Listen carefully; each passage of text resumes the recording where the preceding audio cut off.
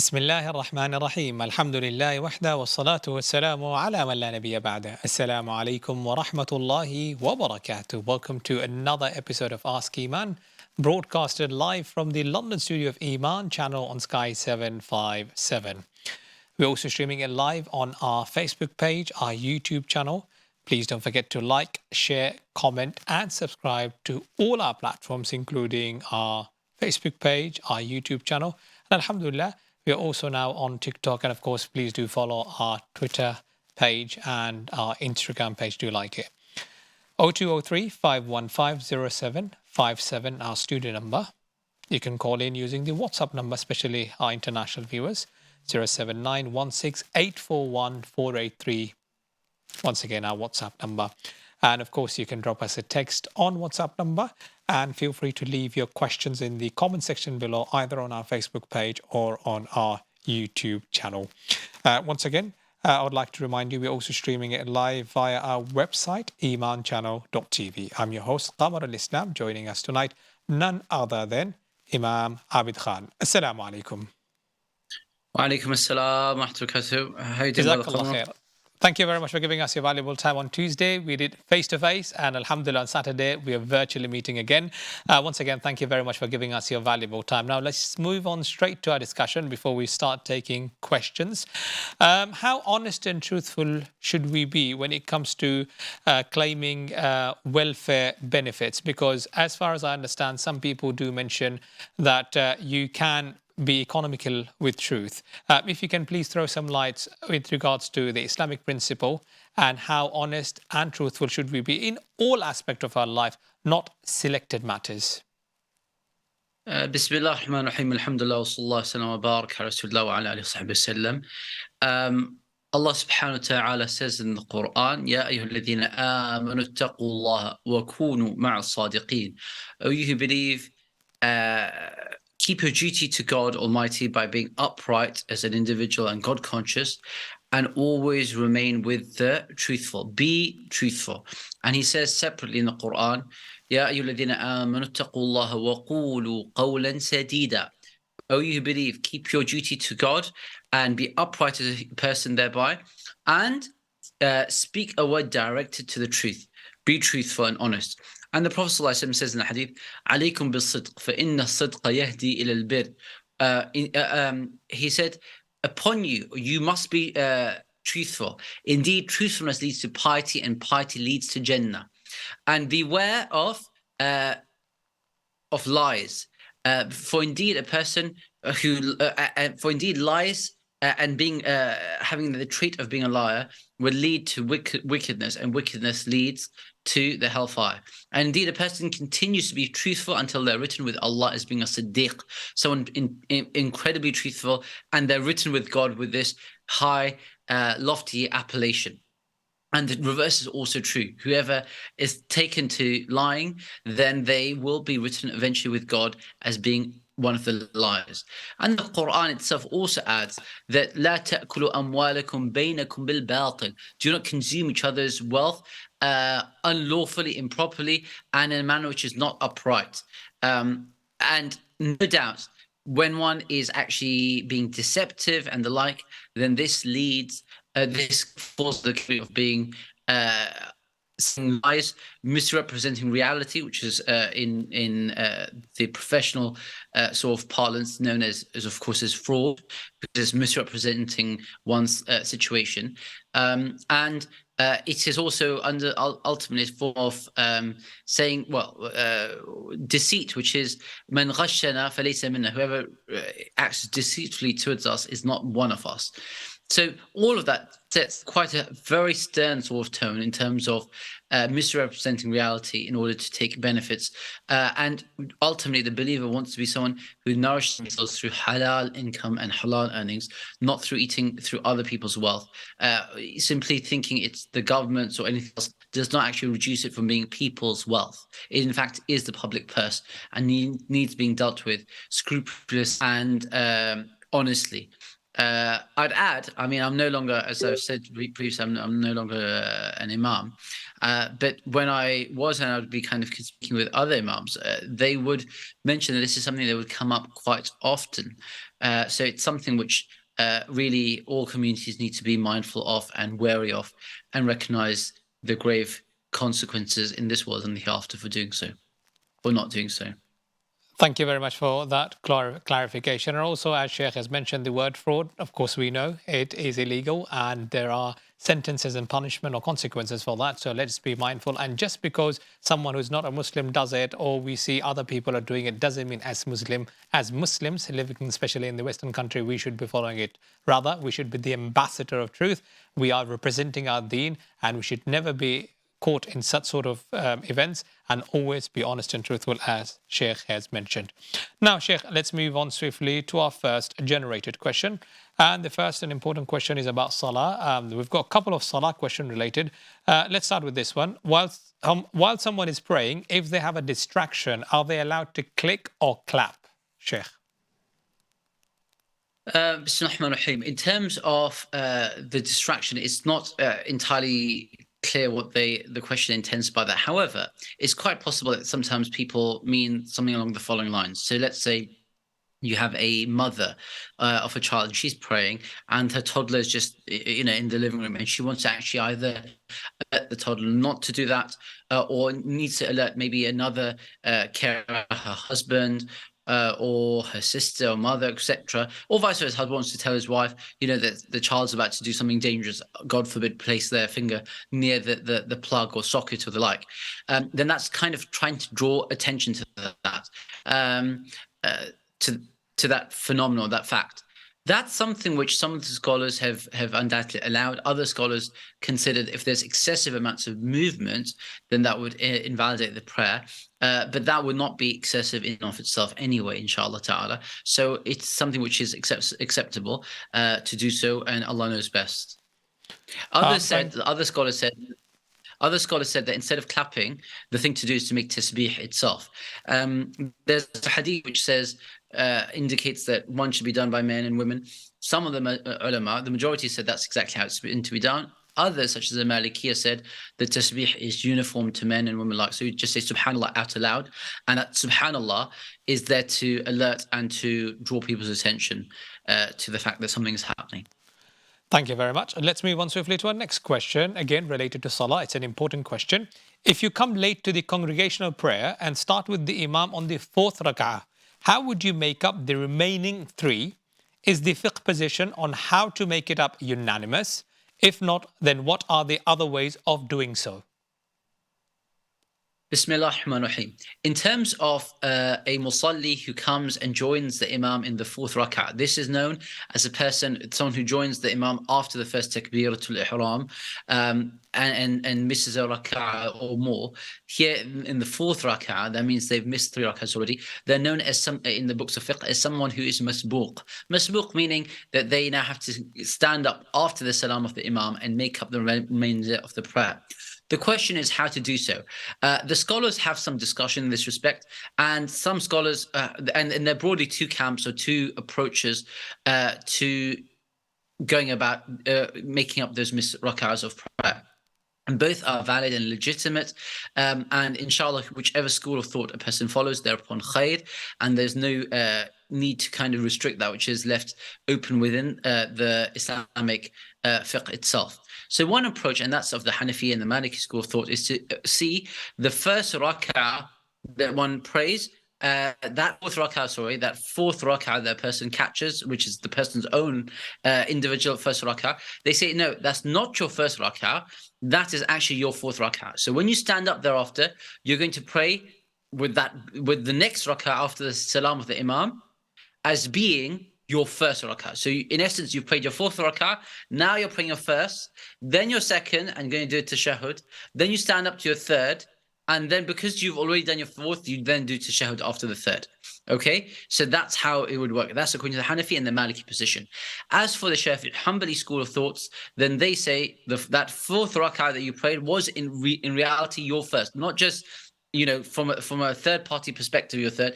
It actually is your third rak'ah.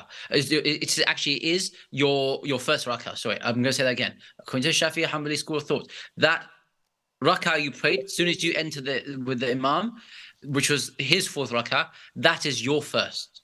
And so you then stand up after he says salams, and you pray one more rak'ah. Then you'll do tashahhud because that's now your second rak'ah, and you pray two more rak'ahs and make the salam. So to summarize, there are two approaches. One approach which says that whichever rak'ah you enter in, your rak'ah is that of the imams. So imams praying the fourth, that's your fourth. If and therefore you have to make up your first, second, and third. Your fourth is already prayed. That's approach A, which is associated with the Hanafi Maliki school. As for approach B, associated with Shafi and Hanbali school, then they say that whichever rak'ah you enter in of the imam, it's irrelevant what rak'ah it says of the imams. What matters is that's your first rak'ah, right? So those are the two approaches, and Allah knows best. Thank you very much for that, Sheikh. I've got a follow-up question regarding this. We need to highlight just practically how should we do it, but I'll touch that in the next segment. You're watching Ask Eman live on Eman Channel on Sky 757 0203 515 0757, our studio number 07916841483, our WhatsApp number. Both the numbers are displayed at the bottom of your screen. Thank you very much for sending us the questions on WhatsApp, and I can see you've already sent us a question on YouTube. Inshallah, please do continue, and when we come back from the break, we'll start with the question, but after we have discussed the questions about the salah. It's time for a short break. We'll be back in a few moments. Thank you very much.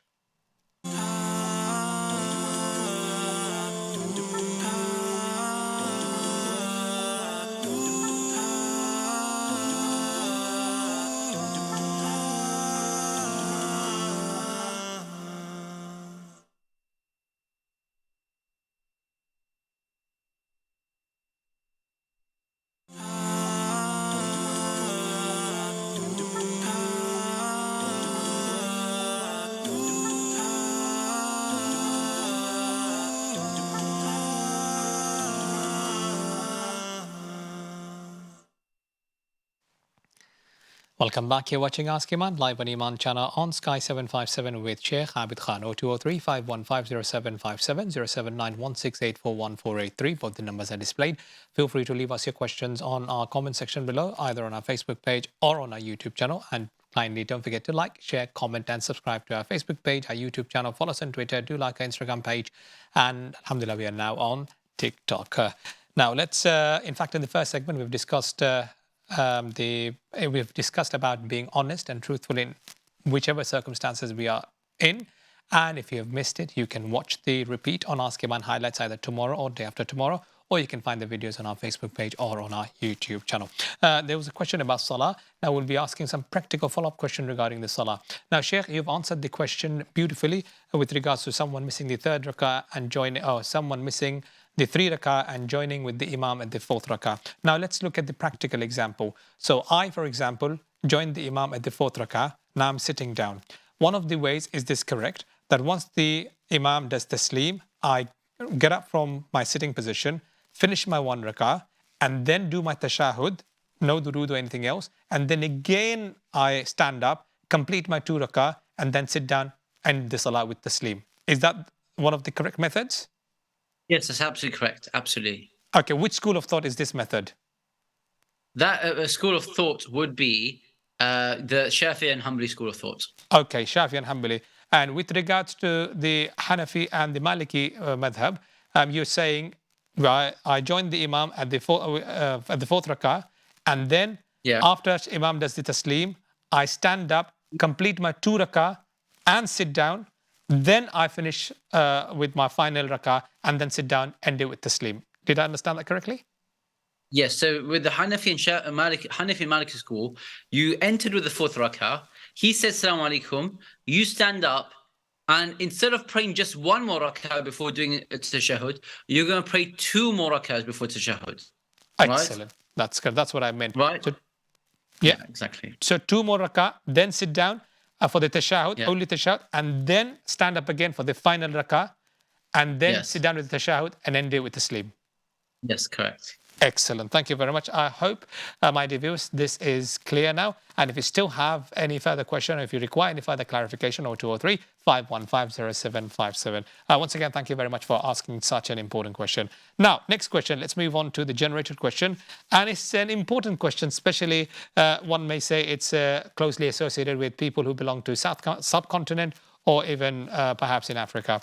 Brother Junaid is asking, how important is it to know your family lineage? Brother Junaid, Jazakallah khair for your question. The answer is family lineage is something that's important in Islam, of course, in accordance with one's capacity. The reason why it's important is that this is it is part of one's recognition of them, it's part of one's shukr to Allah and then to them, as they were the means of your being brought into this world. By extension, your parents are your most immediate source of you being born into this world, and your grandparents and great-grandparents are all part of that same chain going back. And so it's part of that shukr. B, it's also what you are known by. You're known by this, and that's important. C, and this is not in any particular order, I should point out, is that it's something that the Prophet ﷺ warned of, that one should try and associate oneself with to other than their father. So kind of say, if one doesn't know if one kind of misassociates oneself with a lineage that they do not belong to knowingly, then that would be something wrong, obviously. But then there's another point as well, which is, if one doesn't know them, then Allah subhanahu wa ta'ala talks about this in the Quran, one's lineage. It says, "Ud'uuhum li'aba'ihim." Call them or refer to them in line of their lineage. فَإِن لَمْ تَعْلَمُوا, if you do not know it, then they are your brothers. And so there's a recognition that everything in Islamic teachings, or by and large, is bound by your capacity to do so. So if one is unable to know and does not know exactly their family lineage, then that's quite, it's a different matter. But we're talking about when you do know it, then you should recognize it and attest to it, so long as, of course, there's not going to be some overriding harm or that's going to be inflicted on you as a result of your lineage. That's all fine and good, and you should associate yourself with it. And of course, I'd end by saying that one's lineage is something which is and the preservation of that, along with the reputation, is said to be one of the five al-kulliyatul khams, or the five things which are, if you like, sacrosanct and made, if you like, sacred, or which have also been described as being the objectives, the higher goals of Islamic guidance and laws, is that the preservation of lineage in of itself. And of course, by recognizing your lineage, for example, at the most immediate level, being, for example, one's siblings, one's also, if one's shared a mother, what they call through feeding, then of course there are consequences to a marriage as well, and not being allowed to, who one is allowed to marry, who's not appropriate to marry. So for all of those reasons, it's important to try and know one's lineage, inshallah. And this has been the practice of the earliest Muslims and those who came after them, and Allah knows best. Just to clarify, the verse that you've recited, "Ud'uuhum li'abaihim huwa aqsatu 'inda Allah," and to the end of the verse, does this mean that the lineage in Islam comes from the father? I mean, yes, the lineage comes from the father. That's correct.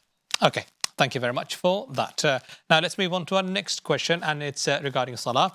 Praying witr according to the Hanafi fiqh, if in witr on the third rak'ah, instead of raising my hands and saying Allahu Akbar, I go into ruku and stand up with the intention to go into sujood. Upon realizing my mistake, I raise my hands and read my dua qunut and carry on as normal. Do I have to do a sajda sahw for my mistake, or do I have to repeat my salatul witr? I didn't follow this question, Brother Qamarul. Are you saying that someone enters witr or they enter fard salah? No, it's witr, salatul witr. Someone is praying on their own salatul witr. So in Hanafi fiqh, on the third rak'ah, after you've done the surah, Fatiha and a surah that you've joined, instead of going to ruku, you say Allahu Akbar to read the dua qunut. So that dua qunut, someone has mistakenly forgotten it, and instead of Allahu Akbar, instead of reading the dua qunut, they went to the ruku itself. Yes. Okay. Now, upon realizing that they have missed the dua qunut, so they come back from the ruku and they start reading dua qunut, and then they go on ruku and complete the salah, which says the sahw. Now, is that enough for sajda saw, or do they need to repeat the entire witr salah? So what's meant to have happened is, given the fact that they have moved into the ruku' position, assuming they've moved into it fully or more than half, then actually, according to the Hanafi school of thought, they've now missed a wajib of the witr itself, and that means they should make sujood sahu later on. Okay, so they should make sujood sahu later on, but not that they should actually come out of ruku', which is an actual rukun of salah, and go back and do this du'a al-qunut and then carry on from there. So having done that, then inshallah that's fine for what's happened, but not to be repeated in the future thereafter, okay? And some more of the view that actually what would be required is actually a repeating of the whole of the witr, because actually they broke the pattern and the form of the salah by going into a rukun and then going back, rising them back into the standing position, qunut, and then going to do ruku again.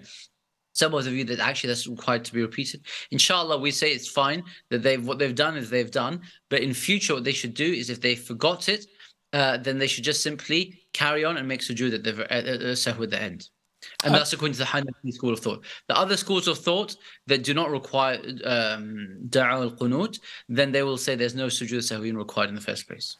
Okay, and also there's another thing, important point I have to mention here, because the question is asking, I go into the ruku and stand up with the intention to go into sujood.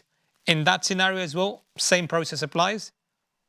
The same process applies, correct. Okay, excellent. Also, another thing, can we not do, for example, if someone has mistakenly forgotten the qunut and they went to the ruku, we know there is another form of witr, or if you can kindly correct us, that when you stand up from the ruku, you can raise your hand and start doing the qunut as well. Isn't that a correct process? Yes, that's absolutely correct. So the madhab, basically, based on the fact that the narrations from the Prophet ﷺ, some of them have narrated the qunut happening before the ruku'. Others stated after the ruku'. Now, the scholars of Islam, the jurists, they took up three approaches in this respect. Two main approaches, and I'll explain what the third one is in a moment. One approach was actually that. So, in essence, the first two approaches, they're looking at the same ahadith, and and each of the two approaches, one is giving preference to one set of ahadith, seeing it as more authentic, more relied upon, or the final practice of the Prophet ﷺ. And thus the abrogating practice. Okay, so in that respect, the more Kufan school, which is the Hanafi school here, says that actually it is meant to be before the ruku'. So that's the time they see it as being before the ruku'. Okay, as for the Shafi'i position and the Hanbali, then they see in the main say the Hanbali, they say it's meant to be after the ruku'. So you do a ruku', you stand up, and then you do the qunut, and then you go into sujood if you're performing this qunut. However, there's a third approach which says actually both have been narrated from the Prophet ﷺ, and both are authentic and acceptable, and thus maybe someone would sometimes do A, sometimes do B. So, but in the madhab's official positions, no, they wouldn't. A Hanafi would not avail himself of the Shafi position later on, and Allah knows best. Okay, excellent. So if someone follows Hanafi fiqh, I literally have 20 seconds. They forgot the raising their hands. They went to the ruku, but they come back and raise their hands to do the qunut. Do they still have to make sajda sahu? Yes, they would.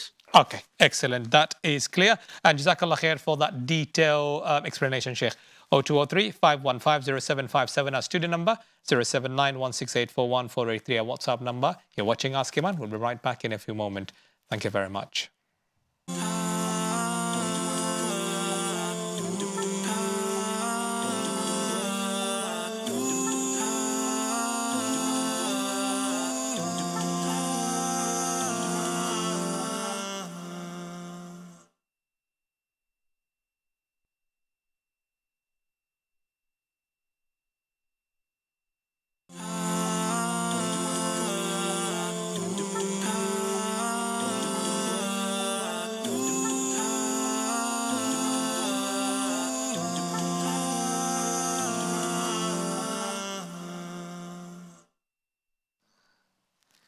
Welcome back. You're watching Ask Eman live on Eman Channel on Sky 757 in conversation with Shaykh Abid Khan. 0203 515 0757, our studio number, 079 16841 our WhatsApp number. Both the numbers are displayed at the bottom of your screen, and feel free to leave your comments or questions in the comment section below, either on our Facebook page or on our YouTube channel. Do feel free to like, share, comment, and subscribe to our Facebook page, YouTube channel. Follow us on Twitter. Do like our Instagram page, and we're also now on TikTok. Now, let's move on to a next generated question, and it's asked by Khalfan, a name that we normally hear in Middle East. Brother Khalfan, thank you very much for asking this question. Let's start, Sheikh. Can you lease land to a company who will use it for a hotel that will sell alcohol, etc.? Can you use lamb? No, can you lease land to a company who will use it for a hotel that will sell alcohol or any other haram things, etc.? Okay, so Bismillah ar-Rahman ar-Rahim. These are difficult questions because of a couple of factors, just to preface the answer with this backdrop. First of all, because there's some scholarly difference on the issue, and that needs being recognized.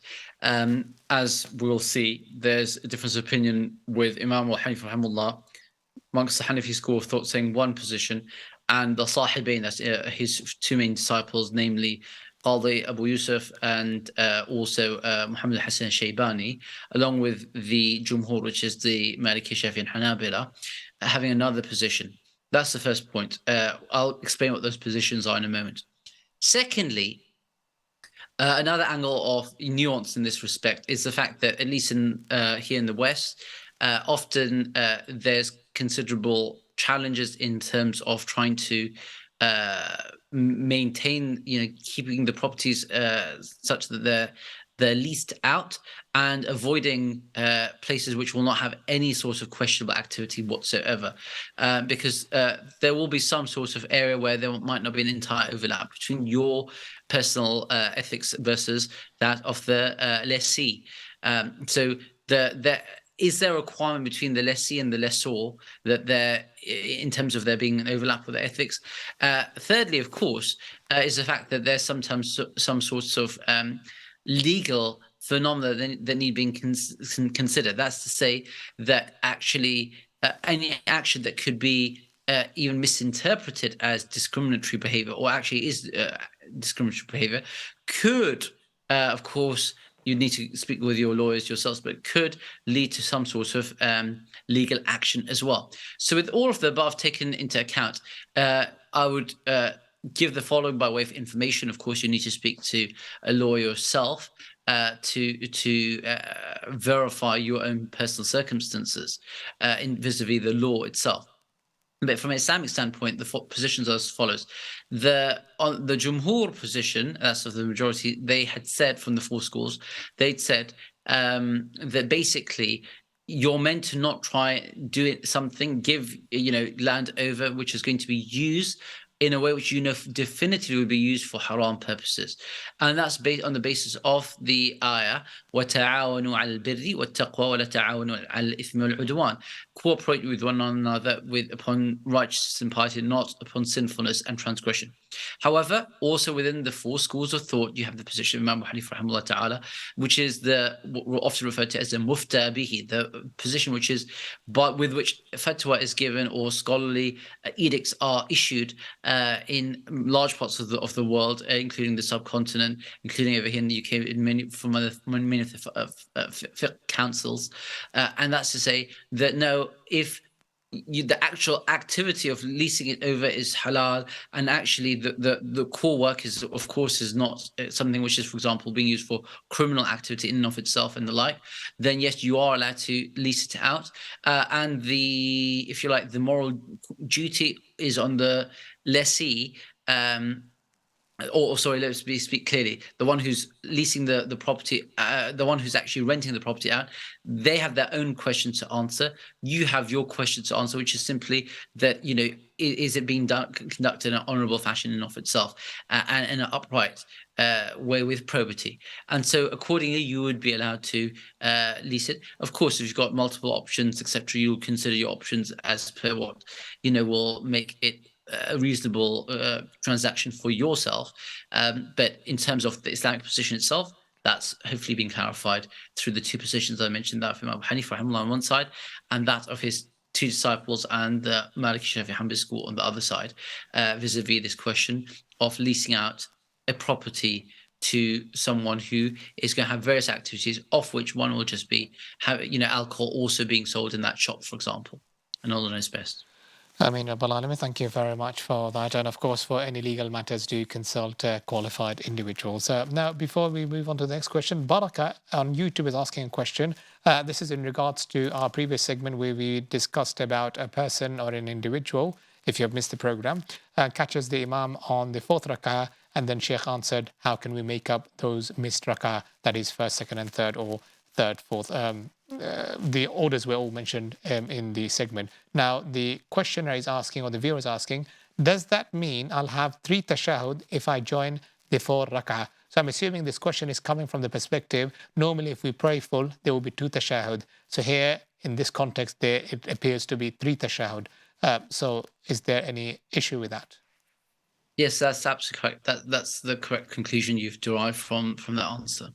Excellent. And I think in Salat al-Maghrib, there is a point where you have to have fourth tashahud if you join after the Imam stood after the second rak'ah. Is that correct? That's exactly what I was about to add. I was going to say that there are even scenarios whereby you can be praying a 3 rak'ah prayer, i.e. Maghrib, and you end up with 4 tashahuds altogether. So yes, it's no surprise that you've got 3 tashahuds in a 4 rak'ah prayer due to those sort of extenuating circumstances. Okay, that's it. So the salah is valid. So there is no question about it, because our viewers sometimes they are confused about the fact that if you do the whole rak'ah, there is only 2 tashahud, but if you miss it, there is either 3 or 4. So that's why I think the questioner is asking. So Jazakallah khair for that clarification. Now let's move on to our next question, and it is also related to salah. Rose on YouTube is asking the question, should I recite Surah Al-Fatiha after Imam finishes reading Surah Al-Fatiha in Jama'ah Salah? And also, Shaykh, if you can clarify about the Jum'ah Salah as well, whether an individual has to read Surah Al-Fatiha after the Imam has completed reading Surah Al-Fatiha. Okay, so the question of whether Surah Al-Fatiha is to be repeated after the Imam has prayed, after the Imam has recited his Fatiha, is predicated on the following, if you like, conundrum, for want of a better word. The hadith of the Prophet ﷺ, and the ayat of the Quran state the following. The Quran states, وَإِذَا قُرَأَ الْقُرْآنُ فَاسْتَمِعُوا لَهُ وَأَنصِتُوا لَعَلَّكُمْ تُرْحَمُونَ. When the Quran is recited, then listen attentively and be silent and pay attention to it. So this is on the one hand. And the scholars of tafsir largely had stated the majority position being that refers to in the salah, especially in the salah itself. So when the Quran is being recited by the Imam, you recite, you don't recite, you be silent and you listen attentively. Secondly, you have the hadith of the Prophet ﷺ where he says, "Mali unaza'." Why am I kind of being competed with while I'm reciting? So he's leading Salat al-Fajr one day and he's reciting, but he can hear people praying behind him reciting it as well. I'm not talking about Fatiha, I'm just talking about generally. It doesn't say what surah it was being recited by the Prophet ﷺ or by the people behind him, but simply that their recitation was interfering with his recitation. And his recitation is, of course, that of the Imam. He's the Prophet ﷺ standing as the Imam, who, if he starts getting confused now, then, it's taking things in a retrograde direction, not kind of helping progress things forwards for the collective congregational prayer. So it would obviously be an issue. So he said, do not do so thereafter. From now onwards, do not recite behind me. On the other hand, however, you have the hadith of the Prophet which says that there's no prayer for the one who doesn't recite Fatiha. And he said any prayer recited without Fatiha is فَهُوَ خِدَاج. That it's actually invalid, it's invalid. So Fatiha is important. And separately in a hadith which some contested discussion thereafter surrounding it, says that actually do not recite behind the Imam except for Surah Al-Fatiha. And lastly, we have the hadith which says, again, with some discussion regarding this authenticity, says that the qira'atul imami, the qira'ah, the recitation of the Imam, is the recitation for the one praying behind him. That hadith is questioned in terms of authenticity by some scholars as well. So that gives you an overview of all the ayat and ahadith which really gives you a sense of what's going on in the minds of the jurists. Now, how to reconcile between all of them was the question of the jurists, classically speaking. Some said that actually, on the one hand, they said you should never be reading behind the imam, full stop. That's the Hanafi position, in terms of, so if the imam's there, even in Dhuhr Asr, the quiet salahs, the not the order ones, you don't recite after behind the imam. And you're meant to listen, and the imam, qira'ah of the imam is the qira'ah of the ma'mum, the one who's following. On the other hand, you have the position which says, and that's aligned with the Maliki school of thought, which says that if the imam is loud, then you don't recite, but in the quiet rak'ahs, you do recite. Okay, and you recite Fatiha in the fourth rak'ahs. In Dhuhr and Asr, you'd recite even in the first two rak'ahs, and you recite the second surah Jazakallah. after Fatiha. As for the Shafi position, then they say that you need to recite Fatiha in every rak'ah, even in the audible rak'ah. So the once the Imam finishes, you recite quietly to yourself. And so that's the position with respect to the Shafi school of thought, and one of the opinions in the Hanbali school as well. Jazakallah khair. Perfect timing. Once again, time for another break. You're watching Ask Iman. Thank you.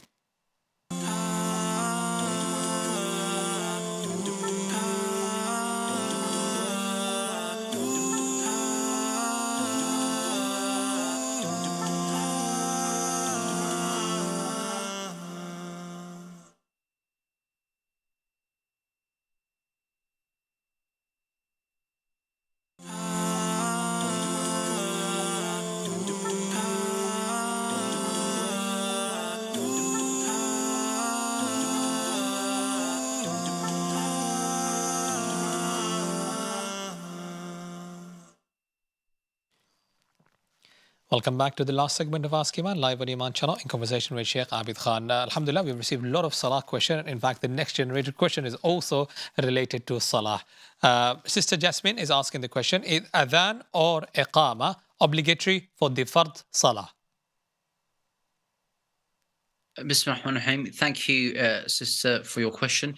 In terms of the adhan being or the iqam being obligatory for the fard salah, the scholars did discuss this.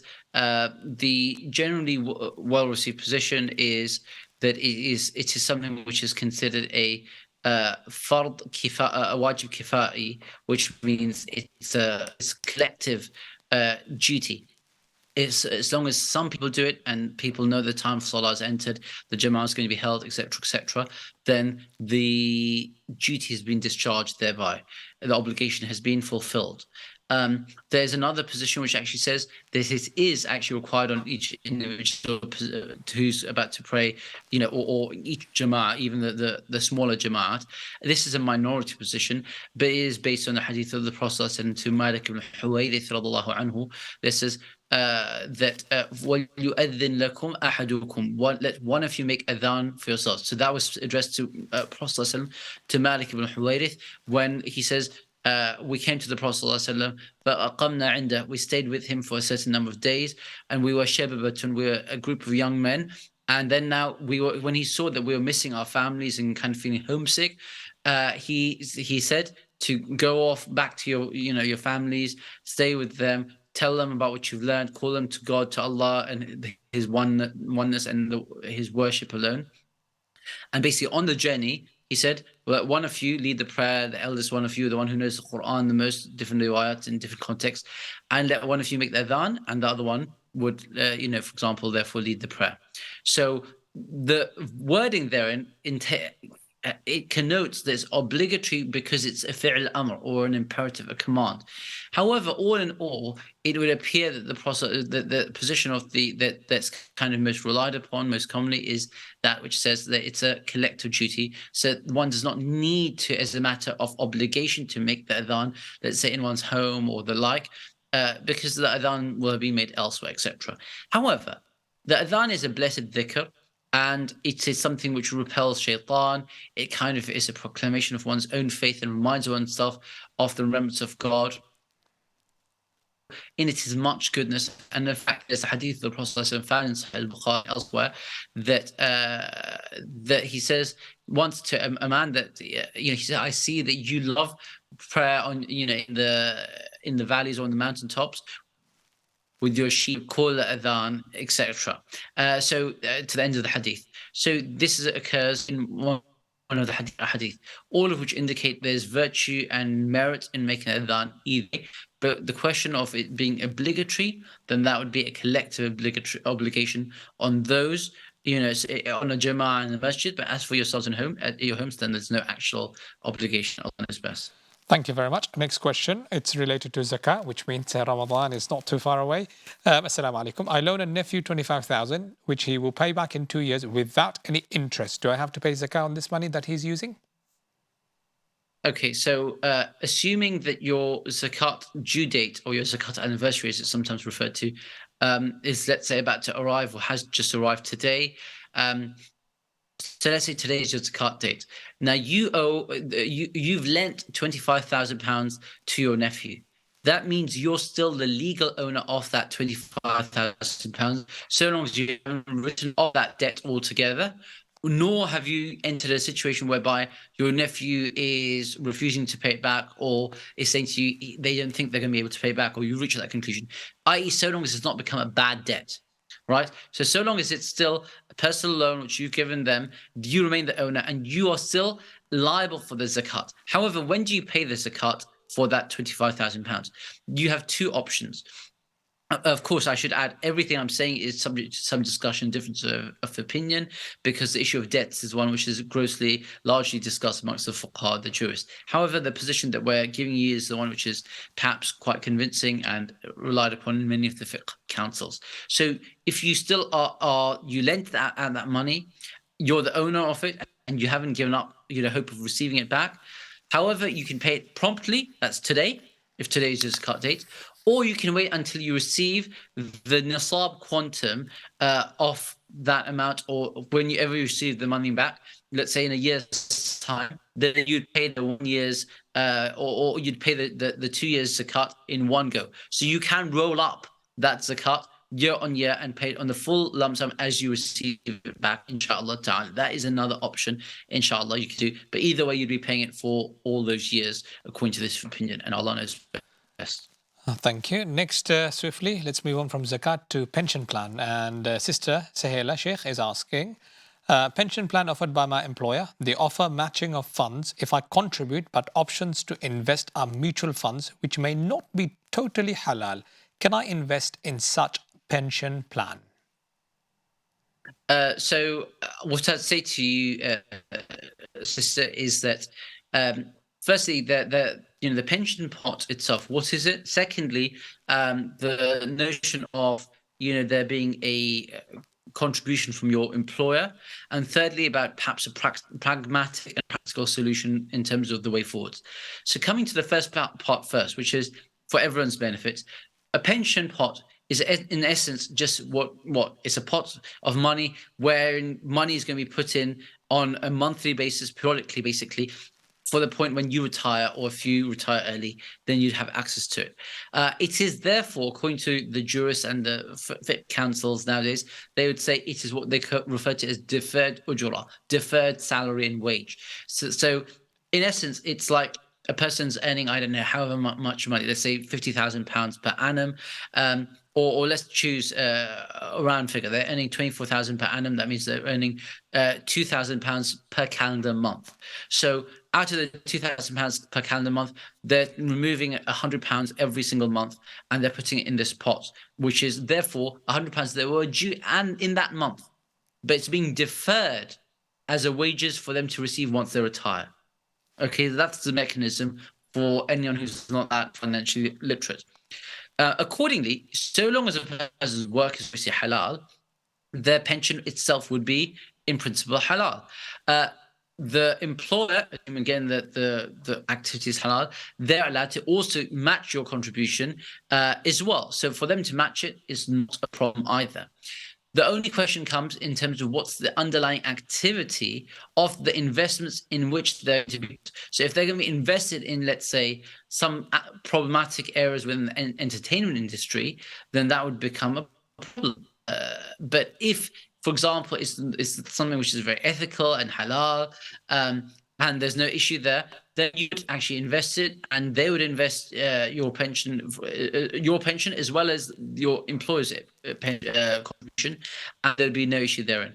So perhaps a practical way forwards, rather than kind of landing your employer with some huge big headache of trying to work out what's acceptable to you and what's not acceptable to you, is to try and ask or inquire about Sharia compliant, as it's called, pension. So basically, an Islamically directed pension plan. Nowadays, most pension funds actually do have an Islamic option there.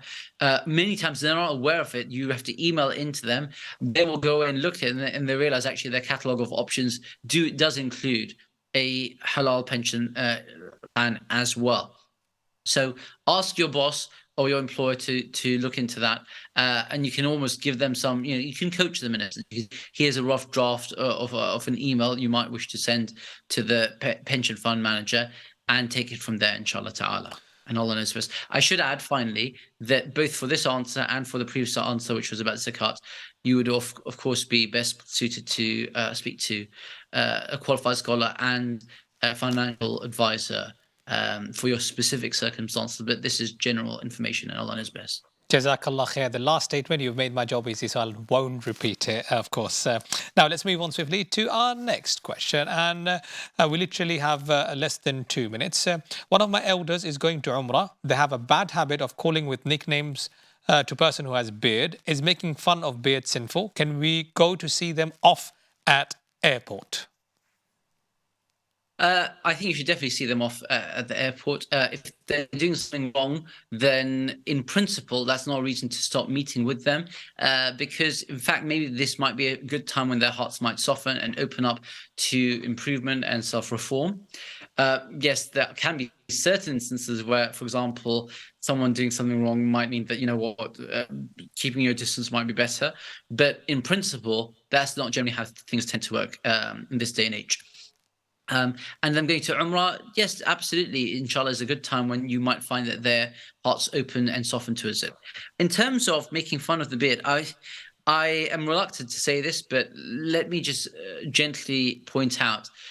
Often, when one finds people saying something like this nowadays, it's not. We are fairly quick to assume that they're making fun of the beard itself. Whereas in reality, sometimes it may be about the particular way in which it's kept. It's not groomed, in the way that people perhaps appear to behave. Maybe sometimes showing double standards and the like. So that's the one point I would point out. But beyond that, people should not be making fun of anybody, let alone of religious symbols and beards and the like. And all. Excellent. Thank you. The last point is crucial. We shouldn't be making fun of anyone, especially we have to be careful about it, especially as Muslim. We have to be more careful. Jazakallah khair, Shaykh, for giving us your valuable time. We have learned a lot, alhamdulillah. I'm sure our viewers have benefited, and a lot of thanks have come through to our YouTube channel. Until next time, subhanakallahumma wa bihamdik, nashhadu an la ilaha illa ant, nastaghfiruka wa natubu ilayk. Wassalamu alaikum.